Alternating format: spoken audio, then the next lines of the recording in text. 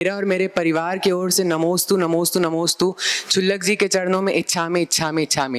महाराज जी, मेरा प्रश्न ये है, मेरा नहीं और बाकी सभी युवाओं का प्रश्न ये है कि जब हम एक छोटे समुदायों में शादी करते हैं तो देखते हैं कि एक ही जीन का संग्रह होता है और उसके कारण अनेक प्रकार की जो बीमारी रहती है जो पीढ़ी दर पीढ़ी चले आती है। क्योंकि हमारा समुदाय बहुत छोटा है तो ज़्यादा विकार या ज़्यादा बदलाव हो नहीं पाता है। तो क्या महाराज श्री ये सही, और ये ऐसा भी कहते हैं कि कहीं ना कहीं हम अपने भाई बहनों से ही शादी कर रहे हैं, तो महाराज श्री इस स्थिति में क्या करना चाहिए?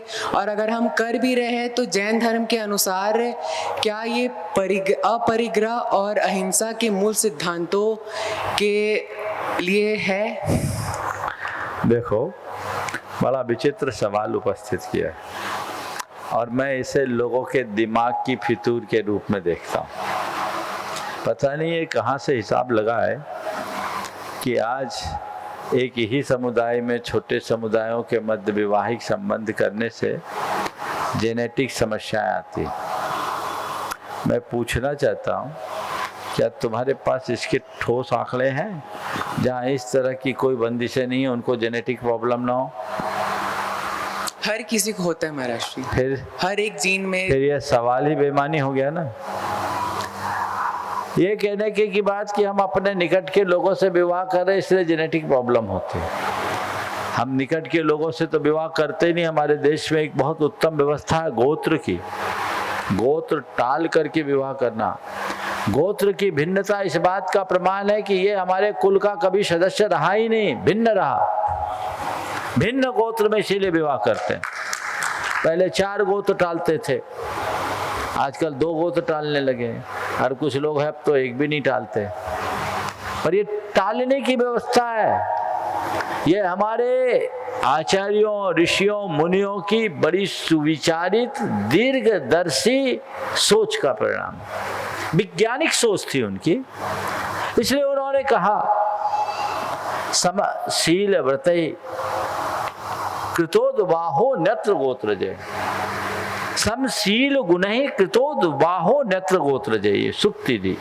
समान शील और गुण हो और अन्य गोत्री से विवाह करो।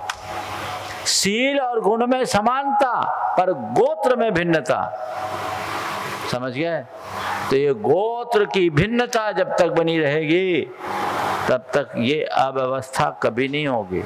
भले हम थोड़े से लोग हैं। और एक बात और है, इन सब बातों की सलाह से यदि हम इन सब चीज़ों को भुला देंगे तो हमारी सांस्कृतिक पहचान खत्म हो जाएगी, हमारी परंपराएं छिन्न भिन्न हो जाएगी, हमारा इतिहास खत्म हो जाएगा।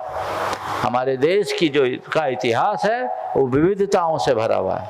हमारे देश की अलग जातियाँ, अलग परंपरा, अलग रीतियाँ, अलग रिवाज, यही हमारे देश के सबसे बड़े वैभव है। उनको ध्यान में रख करके चलना चाहिए। इसलिए ये जो बातें हैं ये एक छद्म चाल है, हमारे युवा मन को भटकाने के लिए परोसी गई बातें हैं। ये तुम लोगों के दिमाग में भरी जा रही, ठूसी जा रही है। ये बहुत बड़ा कुचक्र चल रहा है, इससे देश को सावधान होना चाहिए। ये आज की जो अंग्रेजी माध्यम की शिक्षा उसका कुपरिणाम है।